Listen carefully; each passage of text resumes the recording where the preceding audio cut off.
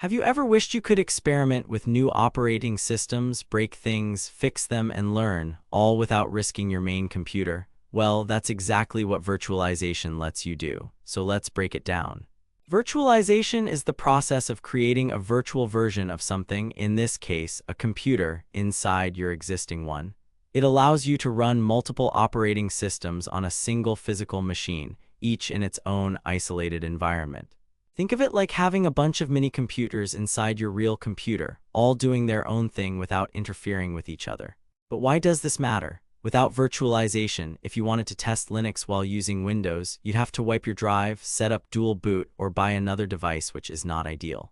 But with virtualization, you can create a virtual machine, or VM, that behaves just like a real computer, complete with its own virtual CPU, memory, storage, and network.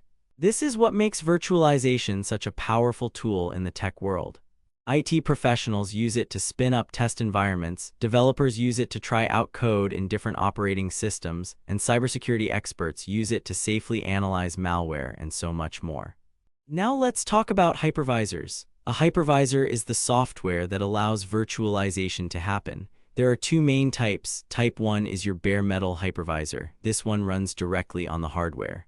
It doesn't need an operating system underneath. It's fast and efficient. For example, KVM and Proxmox VE are Type 1 hypervisors. Type 2 is your hosted hypervisor. This one runs on top of your current operating system like any other app.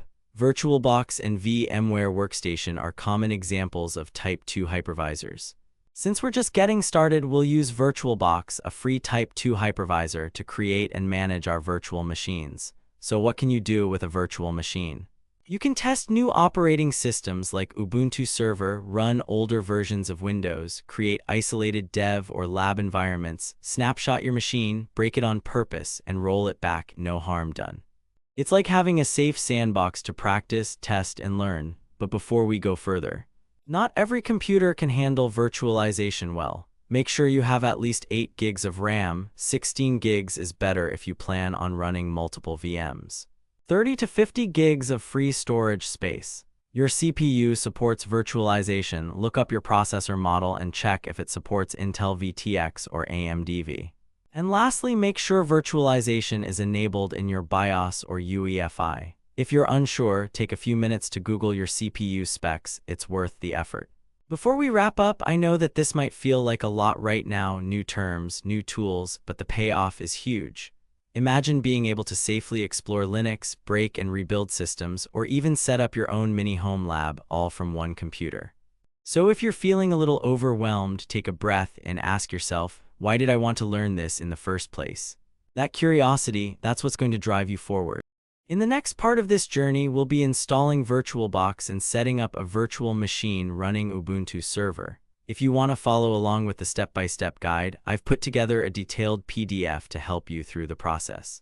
You can download it from the link in the description below. Trust me, it'll make everything clearer and easier to follow. If you're feeling that same buzz of excitement as I am, then don't forget to like and subscribe because our tech journey is about to get wild.